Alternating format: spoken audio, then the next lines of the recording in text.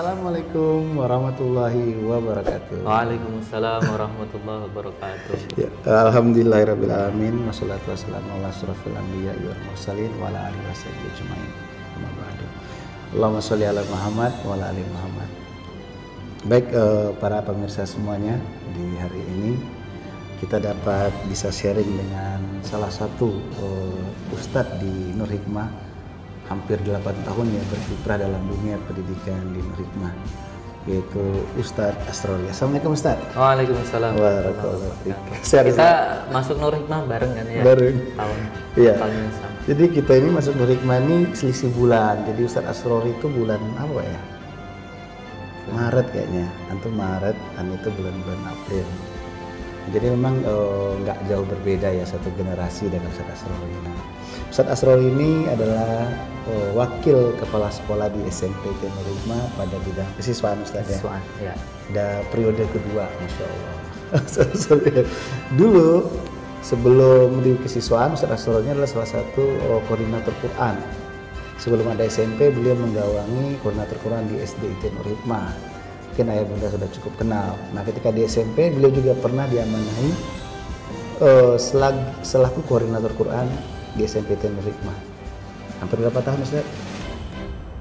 Lama, dari ya? tahun 2015, ya, dari 2016, dari angkatan pertama. Iya. Iya kan? Nah, saat hari ini kita mau bincang-bincang Ustaz tentang banyak hal lah di SMP Nur Hikmah ya, apalagi kalau bicara remaja ini bukan bicara perkara mudah ya, karena memang mereka tuh hidup dengan tantangan yang luar biasa gitu. Nah, gimana sih Ustaz menurut Ustaz sekarang kondisi anak-anak remaja pada umumnya ini dibandingkan dulu gitu Ustaz? Ya, luar biasa untuk remaja sekarang ya, tantangannya begitu luar biasa. Luar biasa banget. Dan bukan hanya tantangan, tapi peluang di situ juga besar sekali. Allahu Akbar. Setuju. Kita bisa objektif memilih ya. Remaja sekarang itu bisa memilih mau maju atau mau mundur ya. Kalau mau mundur banyak sekali rintangan-rintangan, kalau mau maju banyak sekali peluang-peluang untuk bisa lebih upgrade diri kembali. Seperti itu Ustaz. Jadi terutama SMP ya Ustaz ya. Iya, dunia SMP. SMP ini adalah umur-umur yang bisa dikatakan masih masih mencari jati diri begitu. Benar. Untuk sekarang ya, meskipun kalau kita bandingkan dengan umur-umur sahabat ya, dengan umuran SMP, para sahabat itu sudah mampu untuk memimpin perang ya, jadi panglima dan sebagainya. Tetapi kita berbicara dengan keadaan sekarang. Benar. SMP anak-anak sekarang ini, dan begitu besar pengaruh, terutama pengaruh medsos ya, Instagram, kemudian juga YouTube dan sebagainya. Itulah yang banyak sekali mempengaruhi karakter mereka. Jadi maksudnya jadi ibaratnya sekolah kalau nggak kuat-kuat pengawalan karakternya bisa hilang ya peran sekolah dibandingkan medsos ya. Benar sekali.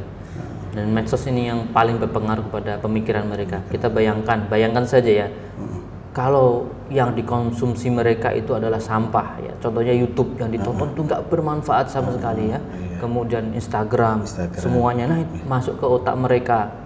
Nah, maka yang keluar juga dari mereka adalah yang tidak baik, ya sampah juga gitu ya. Jadi hal yang tidak baik juga, karena yang dikonsumsi tidak baik, maka yang dikeluarkan juga tidak baik. Karakter juga jadinya tidak baik juga. Sehingga di sekolah SMP ini kita coba untuk mendampingi mereka sekuat kita. Apa aja itu kira-kira yang mudah dilakukan ya? Ya, diantaranya kita ada namanya program ICB. ICB ini apa tuh Ustaz ICB? Singkatannya Islamic Character Building. Ya. Penerapannya seperti apa? Penerapannya di sekolah ini ya didampingi oleh wali kelas dan juga oleh mentor masing-masing. Jadi kita ada mentoring setiap pekan dan juga wali kelas juga yang akan mendampingi ibadah dan karakter anak-anak kita. Di antaranya tidak hanya tentang ibadah, tapi juga dengan karakter-karakter yang lain. Sehingga di ICB itu ada beberapa item karakter setiap jenjang di mana anak itu harus melampauinya itu. Oh, jadi masing-masing jenjang indikatornya berbeda. Contohnya jenjang kelas 7 karakter indikatornya kedisiplinan. Maka di situ ada lagi kedisiplinan untuk kelas 7 itu apa. Contohnya harus masuk tepat waktu. Nah, maka kelas 8 berbeda lagi begitu. Kemudian ada tanggung jawab. Kelas 7 itu mengumpulkan tugas tepat waktu contohnya dan lain sebagainya. Nah, kita coba bekerja sama dengan orang tua murid juga, anak-anak juga. Artinya maksudnya ICB ini maksudnya ini rekap rapot ya Ustaz ya? Iya, rapot juga, kemudian juga langsung bertemu melalui halakoh juga, evaluasinya. Jadi kita punya rapot di mana selain dari rapot akademik itu gitu ya. Jadi ada rapot akademik, rapot Al-Qur'an dan juga rapot karakter Ustaz. Ya, tadi ya ICB tadi. Itu ya. Dan basisnya ini lebih ke anak-anak karena yang ngisi anak-anak sendiri. Tentunya dengan pantuan dari orang tua murid dan juga wali-wali kelas dan mentornya juga.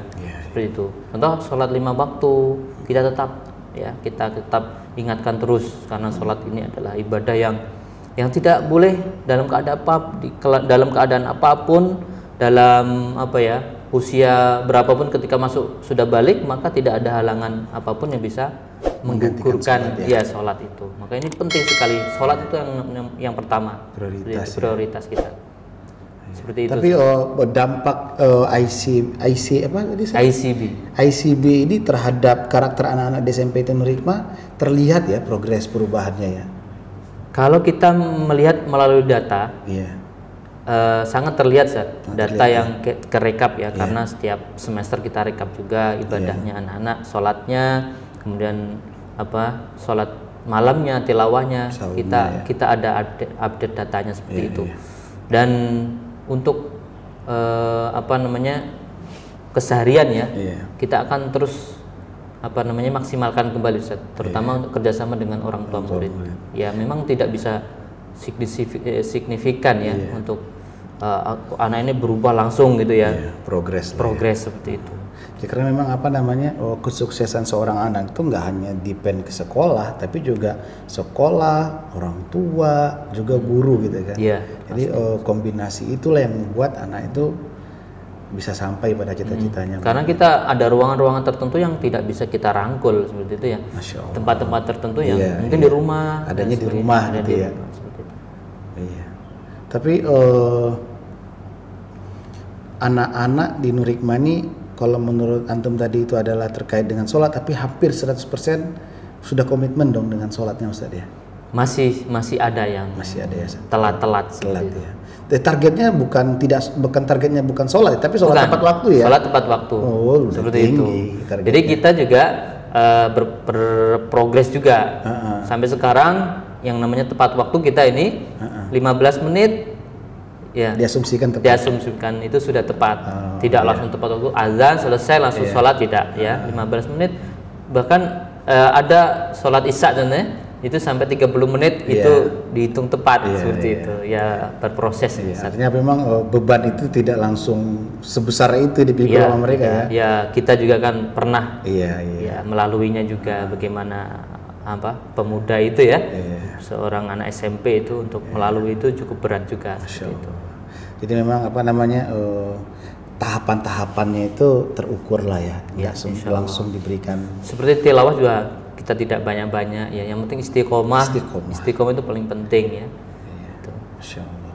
Nah terus kan memang kalau seandainya secara offline pengawalan karakter di SMP Nur Hikmah ini jelas ya. Iya, kalau offline jelas ya, ada budayanya, budaya pagi, terus banyak lah, bahkan detail-detailnya itu di ruang kelas, pada mata pelajaran, di perkumpulan siswa itu disampaikan. Tapi dengan online ini gimana Ustaz? Ada nggak sih pengawalan yang ibaratnya bisa dijalankan juga gitu ya? Ada beberapa kegiatan yang masih kita maksimalkan, masih kita jalankan dalam keadaan BDR ini. BDR ini ya. Kegiatan-kegiatan yang membentuk karakter siswa. Di antaranya muhadharah masih kita laksanakan. Oh iya, saya pernah menyaksikan itu, luar biasa itu. Melalui Zoom. Ya, dengan ada PJ-nya ya. PJ yang sekarang alhamdulillah luar biasa. Lancar bahasa Inggrisnya, lancar bahasa Arabnya gitu ya. Ustadz Afandi ya? Ustadz Afandi dan Ustadz Gunawan yang bahasa Arab tuh. Dia LC ya. Jadi insya Allah lebih kafaannya lebih mantap gitu untuk berbahasa Arab. Kemudian juga ada mentoring juga Ustadz. Kita masih berjalan melalui Zoom. Oh iya. Itu. Nah untuk pembiasaan dulu itu, tapi kalau untuk pengawalan anak-anak kelas 9 biasanya lebih ketat. Iya. Iya. Untuk semester kemarin masih sama dengan kelas 7-8. Tapi untuk semester ini insya Allah kita kemarin kita sudah rapatkan ya barisan, barisan kita rapatkan kembali untuk mengantarkan anak-anak kelas 9 ini menjadi lulusan yang terbaik, begitu akademik, karakter maupun Al-Qur'annya gitu, Ustaz. Karena memang banyak sekali tantangan bahkan di dunia, di sekolah lain ya, bahkan di dunia pesantren. Setelah mereka lepas dari pesantren itu, dari sekolah itu, nilai-nilai yang sudah ditanamkan sekolah itu hilang dan memudar gitu. Makanya pengawalan kelas 9 di SMP ini menjadi kuat sekali ya rasanya. Dan karena itu saya ya teman-teman guru juga sering ketemu dengan alumni Zat. Masya Allah. Jadi alumni itu masih datang ya? Masih datang ke sini. Kadang kita main futsal bareng gitu ya. Gimana SMA kamu gimana gitu kan? Beda Ustaz begini-begini. Nah dari situ kita coba pelajari gitu ya. Apa yang kurang dari kita gitu ya? Kelebihan kita apa, kurang kita, sehingga jangan sampai anak-anak kita urusin selama berapa tahun sih? 3 tahun tambah 6 tahun ya, 9 tahun, kemudian di SMA negeri ternyata mengikuti arus yang tidak baik dengan justru kita tidak hadir di saat mereka itu sudah membutuhkan kita di SMA itu kan. Iya. Dan beberapa hal yang kesimpulan aneh pribadi ya dari beberapa diskusi dengan anak-anak, memang anak-anak yang punya cita-cita tinggi, yang punya karakter kuat ya, yang tidak gampang terpengaruh, itulah anak-anak yang sampai lulus SMA, bahkan insya Allah kuliah pun dia tetap seperti itu, istiqomah. Makanya visi itu ya, visi hidup itu penting, visi hidup itu penting. Sehingga di ICB itu kita munculkan cita-cita mereka setiap semester, mau itu cita-citanya sama semester kemarin sekarang sama atau berbeda, tetap kita munculkan. Dan itu sebagai motivasi mereka, pas melihat rapot ICB-nya dia tahu, oh ya cita-cita saya seperti ini, maka kita harus jalannya harus begini kan, seperti itu. Benar-benar, artinya itu mengikat mereka dengan cita-cita. Dengan cita-cita itu. Dan kalau dituliskan, dibaca kalau mereka. Cita-cita dan visinya lemah, dia akan nggak jelas jalannya ya. Ngawang-ngawang aja. Ada temannya begini, ikut begini, seperti itu. Jadi dia kehilangan jati diri. Kehilangan cita-cita. Ya, benar. Nah, kalau Ustaz, kalau ini mau nanya tentang Quran juga, karena ayah bunda semuanya, Ustaz Asrori ini juga punya kafah yang begitu dalam terkait Quran. Nah, sebenarnya di SMP itu sendiri kalau Quran itu targetnya berapa juz sih Ustaz? Karena kalau saya lihat di brosur 3 juz, tapi ternyata di lapangan tuh sampai ada yang 6 juz, 7 juz. Itu bagaimana sih, ada yang bisa kita diberitahukan nggak sih ke kita di sini? Iya, ini Ustaz, untuk target wajibnya ya, itu 3 juz Ustaz. Oh, target wajib 3 juz, artinya juz berapa? Dari kalau misal yang dari SD yang punya 2 juz berarti tambah 3 juz. Jadi 5 juz. 5 juz. Seperti itu. Jadi kalau seandainya dari SD-nya 30-29 sudah 3 juznya adalah 1 2 3. Oh, seperti gitu. Itu. Kalau dari luar? Kalau sudah punya hafalan dan hafalannya bagus, bisa ikut munakosah, kemudian melanjutkan hafalannya dia. Seperti itu. Gitu ya. Sehingga dari alumni angkatan pertama itu ada yang 9 ya, Fathia ya, Fathia. Kemudian ada yang angkatan kedua, ada yang 7, seperti itu. Masya Allah. Dan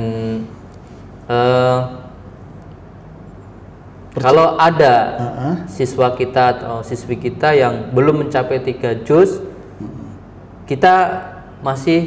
mereka masih punya tanggungan. Di antaranya kalau tahun-tahun yang lalu ikut mabit, ikut 10 Ramadan ya, 10 malam terakhir untuk menghafal sampai selesai tuntas 3 juz. 3 juz ya. Itu. Iya, Masya Allah. Bahkan kedekatan anak-anak SMP Tenor Hikmah dengan Quran ini menjadi lebih intens ya. Walaupun SMP ini bukan boarding, tapi kedekatan dengan Qurannya itu bisa disetarakan dengan boarding ya. Bisa ya, itu semuanya tergantung kepada keluarganya, motivasi mereka ya kan, lingkungannya itu yang penting juga seperti itu. Nah, apa sih salah satu program Quran yang kayaknya bisa menumbuhkan kedekatan anak-anak pada Quran itu sih Ustaz? Apa itu? Yang di kelas 7 itu loh Ustaz. Iya. Kita ada satu program Ustaz di SMP ini, program ini khusus untuk kelas 7. Kenapa kita pilih kelas 7 gitu ya? Iya, Program iya. ini namanya Coba. Quran Camp. Quran Camp. Iya, Quran Camp selama 1 pekan di Puncak. Oh iya. Kita pilih kelas 7 karena kelas 7 ini adalah di mana anak-anak kita ini masih fresh ya. Pikirannya masih fresh. Ya, masih fresh maksudnya dari SD kelas 6 masih anak-anak. Masih anak-anak, masih umuran SD. Iya, jadi kayaknya kelas 7 ini kayak pintunya Iya. masuk ke dunia remaja. Jadi ini ya. kelas 7 semester pertama itu waktu paling tepat untuk kita memperbanyak anak-anak, memperbanyak hafalan. Karena belum banyak gangguan-gangguan yang masuk ke pikiran mereka. Nanti pas kelas 8 itu gangguan paling banyak di kelas 8 itu. Makanya kelas 7 anak-anak wajib mengikuti Quran Camp. Minimal mereka mendapatkan setengah juz. Berarti sepekan Satu ya. pekan. Itu kalau waktunya tuh kayak gimana tuh? Kan 7 hari. Terus pagi sampai malamnya gimana? Jadi 3 kali store, kemudian ada 4 sesi ya. 3 kali store, satu sesi murojaah. 3 kali store, 1 sesi murojaah, seperti itu. Jadi sekali store itu setengah halaman, ya, setengah halaman. Dan kita juga ada anak yang mampunya. Tapi biasanya setelah mereka mengikuti Quran Camp, mereka baru menemukan feel-nya. Oh, cara menghafal saya yang paling enak itu seperti ini. Ada yang mundar-mandir jalan-jalan, ada yang ngelihat tembok terus, gitu ya. Ada yang naik-naik pohon baru enak menghafal. Nah, dari situ mereka baru tahu feel-nya menghafal. Maka setelah mereka dari Quran Camp dia tahu ini, oh enakan begini kayak kemarin gitu ya. Jam segini nih paling enak menghafal. Nah, mereka menemukan pengalaman menghafal yang paling cocok bagi dia itu di Quran Camp itu. Karena memang mereka di Quran Camp itu nggak dibebankan apa-apa kecuali menghafal ya. Kecuali menghafal saja. Menghafal kemudian refreshing ya, main bola, renang dan sebagainya. Itu menghafal lagi. Seminggu gitu ya. Iya. Ya akhirnya pasti mereka menemukan itu ya. Iya, pasti menemukan gaya menghafalnya kayak gimana. Iya.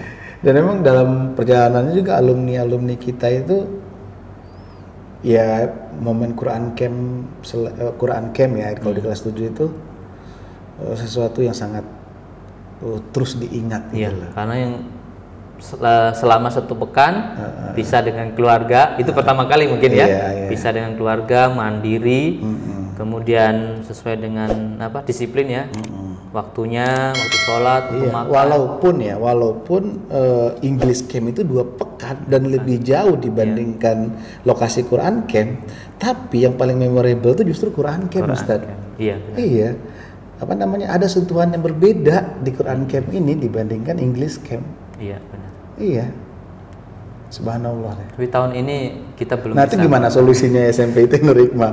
Ya, kemarin kita sudah koordinasikan ya dengan tim Al-Qur'an. Kita rencanakan semester ini ya, ini. On schedule sebenarnya. Reschedule lagi. Kemudian sekarang masih online lagi kan? Reschedule lagi seperti itu. Wallahualam. Ada nggak kemungkinan di kelas 8 2 kegiatan itu bisa dieksekusi? Anak-anak juga ke English Camp juga main Camp. Ada, karena kita ambil prioritas ya, seperti English Camp. Wallahualam nanti kan belum pasti itu ya. Di kelas 8 tahun ini belum Target pasti. yang utama yang mana dulu? Iya, Al-Qur'an dulu nanti mungkin. Kan, gitu. Mungkin di Al-Qur'an nanti kita pindahkan di kelas 8 untuk kelas 7 yang belum. Seperti itu. Kalau orang tua juga dikasih kuesioner juga pasti milihnya Quran Camp dulu, Ustaz. Karena lumayan juga Ustaz menambah hafalan setengah juz gitu. Iya, bukan soal hafalan setengah juznya. Mungkin dia hanya menghafal di puncak setengah juz, tapi dia menemukan gaya menghafal itu penting ya. Bisa jadi 30 juz gitu loh. Atau mungkin bisa jadi opsi gini. Udahlah, Quran Camp-nya dipukul 2 minggu. Gitu kan, kelas 8 Quran Camp-nya 2 minggu.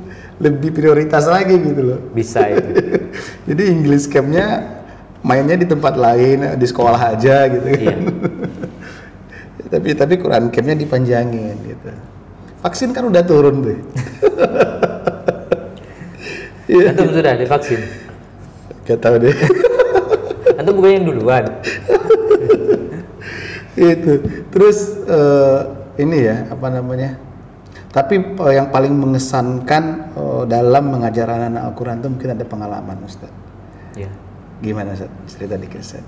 Yang paling mengesankan itu bagi anak-anak ya, yang baru banget belajar Al-Quran dari nol. Iya. Itu paling semangat kita mengajari mereka. Masya Dari jilid 1 ya, jilid 1. Ada motivasi sendiri. Ada motivasi tersendiri ya.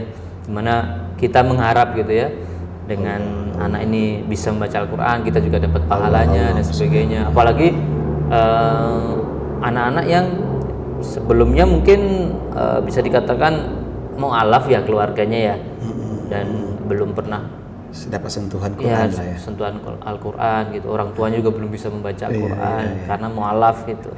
Dan itu luar biasa sekali. Jadi kita semangat untuk mengajarkan mereka. Dan ada itu. Ada dari angkatan pertama ada, angkatan kedua juga ada. Dan itu luar biasa. Dan lepas dari Nur Hikmah mereka iya bisa dapat 2 juz Masya ya. Allah. 2 juz dapat. Padahal waktu baru masuk 0, membaca aja belum bisa. Ya Ya. 2 juz setengah bahkan 3 juz akan tetapi belum lancar gitu ya. Yang lancar ya juz 30. ya, tapi intinya dia udah selesai membaca Al-Qurannya udah selesai. Tapi ini modal juga bagi dia terutama yang melanjutkan ke sekolah Islam lagi SMA-nya. Dan sering ya dapat WA gitu dari orang tuanya atau dari anaknya sendiri gitu ya. Sekarang lebih mudah untuk menghafal Al-Quran, lebih cepat seperti itu. Padahal SMP itu baru belajar Al-Quran. Iya. Masya Allah. Bahkan siapa ya, Zidane itu kalau malam dia jadi guru ngaji bagi ibunya. Dan dia dapatkan itu dari Nur Hikmah gitu loh. Jadi bundanya itu coba koreksi bacaan mama, jadi gurunya. Dan itu mungkin ada banyak ya. Ada banyak seperti itu ya. Itu momen-momen, antum ngerasa nggak momen-momen khataman itu momen-momen yang sangat spesial ya? Iya. Coba cerita dong sedikit dong. Apa yang antum merasakan gitu ketika khataman itu selaku koordinator Quran gitu dulu gitu. Nah, untuk kegiatan ya besar kita ya di Al-Quran. Itu ada munaqasyah, ujian Al-Quran, kemudian khotaman. Ya Mas antum bisa ini sendiri ya, lihat sendiri seperti apa khotaman itu, terutama ketika mereka diuji ya di tes di depan orang tua mereka, ya, khalayak umum, siapapun boleh bertanya. Kemudian setelah itu disuruh bersalaman ya, salam takzim ke orang tua masing-masing. Nah di situ biasanya pemandangan yang paling mengharukan itu salam takzim mereka mencium tangan ayah bundanya sebagainya.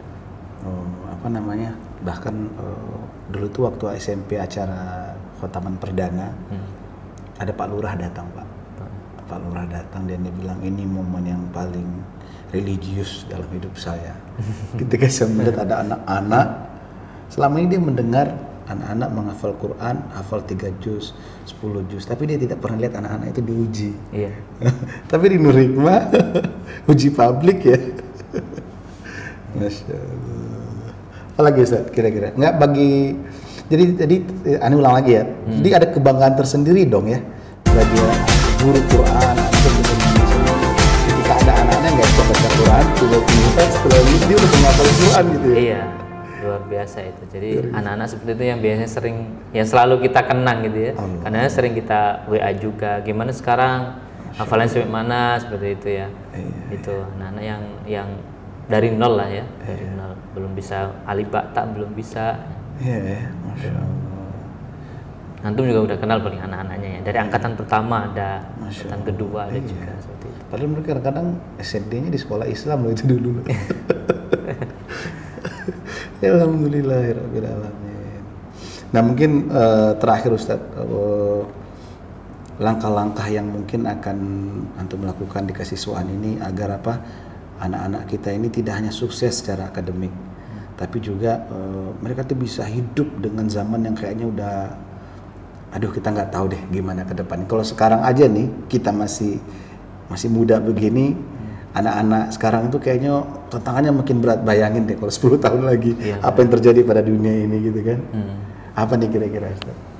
Kalau dari program kesiswaan ya yang selalu kita gaung-gaungkan ke anak-anak kita, ke teman-teman guru kita, itu menguatkan visi Ustaz. Itu penting banget penting, ya. Kalau menurut ini ya kesiswaan ya. Visi dan cita-cita itu penting. Muhammad Al-Fatih aja itu siang malam pagi itu gurunya Aksam Sudin tuh selalu nanya visi, apa visi kamu? Naklukin Konstantinopel. Tiap hari gitu terus. Kalau jelas tujuannya kan, kalau kita mau ke masjid, kalau jelas masjid sana, berarti kan langsung lurus begitu. Nah kalau kita mau kemana nggak tahu gitu, atau masjid mana aja lah, maka dia jalannya muter-muter. Bisa jadi nggak jadi ke masjid, karena berhenti ada mie ayam. Iya, seperti itu. Jadi visi ya Ustaz? Visi itu yang kita coba tanamkan ke anak-anak, itu visi penting sekali, visi hidup ya, visi hidup. Paling tidak visi terdekat mereka ya, visi terdekat mereka itu apa?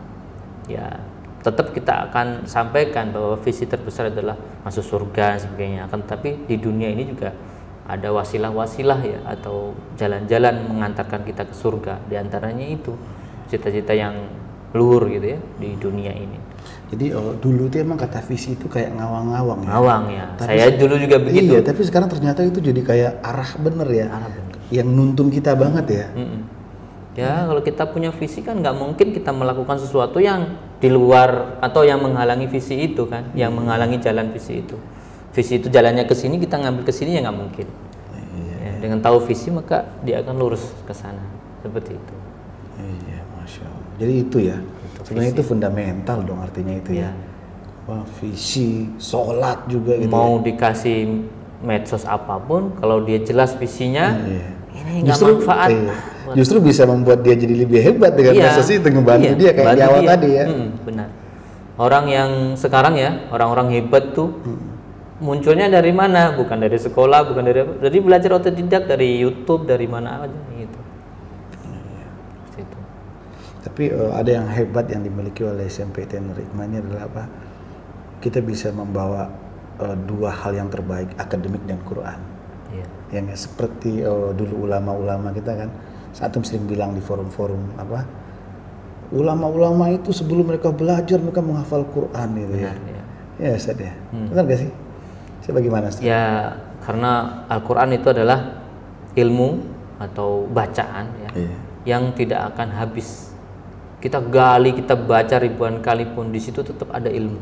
Masya Allah. Dari segi tulisannya, lafadznya, susunannya, semuanya, tafsirnya, sebagainya itu, baik itu yang dunia, yang akhirat, itu semuanya tidak akan pernah kering. Kita membaca satu ayat saja, itu akan kita pasti temukan hal yang baru terus, hal yang baru. Sehingga kalau kita pernah baca ya, berapa jumlah tafsir? Dan tafsir itu banyak sekali, nggak cuma puluhan gitu, ribuan kan, ratusan bahkan ribuan. Bahkan ulama satu ini mengarang tafsir itu berjilid-jilid banyak gitu, bayangin. Segini. Dan tafsirnya nggak hanya cuma tafsir tentang apa ya, tematik. Tafsirnya banyak, ada yang hanya ngelihat dari segi lafadznya, ada yang pengobatan ya, tip ya, ada yang tentang teknologi, ada yang banyak ya, tematiknya itu luas. Dan kalau anak-anak kita basicnya adalah Al-Quran, kemudian nanti melanjutkannya kuliah dimanapun, insya Allah kalau orang itu dekat dengan Al-Quran tetap Allah jaga. Apalagi kalau setiap hari dia membaca Al-Quran, itu penting setiap hari. Hingga anak kita kalau terbiasa membaca Al-Quran, maka Allah akan jaga gitu. Allah akan jaga. Tapi sekarang juga alhamdulillahnya para penghafal Quran anak-anak ini udah mulai diapresiasi ya, artinya mereka bisa mendapatkan kemudahan beasiswa, masuk ke SMA-nya lebih mudah, bahkan masuk di jenjang kampus juga sekarang sudah ada loh. Ibaratnya kalau seandainya hafal berapa juz mudah gitu. Anak-anak kita ada alumni kemarin, ada beberapa yang beasiswa melalui hafalan Al-Quran di MAN 14, di MAN berapa ya, ada beberapa anak yang melalui hafalan Al-Quran itu. Dan kita berharap juga tidak hanya hafal ya dalam Al-Quran, tapi juga melaksanakannya dan mendalaminya. Kalau hafal itu kalau belum tahu artinya kan kurang maksimal atau kurang bermanfaat gitu. Hanya hafal gitu, tapi dalamnya ini apa sih gitu. Maka kita berharap juga setelah hafal maka dalami ilmu bahasa Arab, dalami. Gini benar nggak? Mungkin nggak gini Ustaz, ketika anak-anak itu benar-benar sudah dekat dengan Al-Quran, Allah berikan dia semacam ilham untuk pengetahuan yang baru lagi gitu kan. Ada keinginan untuk akhirnya mungkin pertama dia hanya membaca Al-Quran, Kedua akhirnya Allah tambah ilham lagi karena dia udah rajin baca, jadi baca artinya. Mungkin nggak kayak gitu Ustaz? Iya mungkin. Terus tiba-tiba dia jadi pengen, ya ada, kalau kan gitu ya, kalau Allah sudah ridho dengan seseorang, dia berikan ilmu, dia tambahkan ilmu itu lagi gitu nggak Iya. sih? Benar Ustaz, tapi satu yang Allah turunnya ridho Allah itu bisa kita dapatkan. Masya Allah. Satu adalah niat. Allah. Itu niat itu paling. Niat itu adalah ibadah. Ibadah kan ada dua ya, ibadah fisik seperti sholat sebagainya, dan ibadah hati. Ibadah hati itu penting sekali. Allah. Jadi kalau niat kita benar, insya Allah Allah akan turunkan itu rahmatnya, ridhonya, pertolongannya, semua akan dimudahkan kalau niatnya karena Allah. Seperti itu, niat itu penting. Luar biasa nih Ustaz Asrori. Jadi hal yang sangat penting banget nih yang Antum sampaikan, pertama tentang visi, yang kedua tentang niat itu. Ini sebenarnya yang disampaikan oleh Asrori ini syarat-syarat menjadi sultan. Jadi kalau sekarang ini orang syarat-syarat jadi sultan itu jadi orang kaya apa, tapi sebenarnya syarat-syarat menjadi sultan itu ya itu tadi, harus punya visi hidup, ya gak sih? Punya niat yang kuat itu ya. Masya Allah. Sholat, Al-Quran itu hal-hal yang hebat sekali dalam forum kita ini Ustaz. Masya Allah. Muhammad Al-Fatih itu kan menjadi sultan dulu tuh beda sama sultan sekarang kan. Ya hal-hal kayak gitu tuh, kayak sholatnya nggak tinggal, kemudian namanya hafalan Qurannya kuat gitu ya. Iya. Masya Allah. Syukran Ustaz ya, ini luar biasa. Sama-sama. Ini bukan bincang sharing, ini seperti menasihati Ani juga Ustaz. Masya Allah. Ya demikianlah bincang-bincang yang sangat inspiratif sekali Ustaz dengan Antum. Mudah-mudahan yang disampaikan ini berarti bagi Ana yang mendengarkan, juga bagi anak-anak SMP, anak-anak SD, dan juga kita semuanya di channel ini. Jazakallah Ustaz ya. Sama-sama Ustaz. Ada pesan terakhir nggak? Sedikit aja gitu Ustaz. Buat anak-anak SMP paling nggak Ustaz. Yang lagi online. Apa nih pesannya buat anak-anak? Anak-anakku semua SD, SMP maupun TK ya, Iya. yang lagi BDR. Masya Allah. Ya, ini adalah momen bagi kita untuk belajar, ya. Karena kita tidak tahu seperti apa pendidikan yang akan datang. Ya. Benar, Kita nikmati saja belajar online ini, insya Allah ini akan banyak manfaatnya bagi kita semua ya Ustaz ya. Benar. Jadi insya Allah kedepannya kita teknologi seperti apa kita tidak tahu ya. Perkembangannya. Dan insya Allah BDR ini akan tetap ada ya, akan tetap ada meskipun tidak ada pandemi ataupun ada pandemi. Seperti itu. Ya nikmati saja, tetap serius ya, tetap serius, dan juga usahakan tidak banyak untuk mengkonsumsi informasi-informasi yang tidak baik ya. Nanti keluarnya dari otak kita dan juga omongan kita, tingkah laku kita juga menjadi tidak baik. Gitu. Itu Ustaz mungkin. Luar biasa. Kenapa ya pesan penting itu seperti itu? Karena kalian sedang dekat dengan teknologi kan. Jadi iya. Artinya apa namanya? Dan mudah banget untuk mencari sampah di situ. Iya. Sampah semua masuk sini penuh ya. Jadi memang harus bisa, kembali ke pembicaraan awal tadi ya, Iya, bahwa teknologi itu zaman sekarang tuh bukan hanya tantangan, tapi juga peluang. Peluang juga, benar. Oke, jazakallah Ustaz. Billahi taufiq wal hidayah. Assalamualaikum warahmatullahi wabarakatuh. Waalaikumsalam.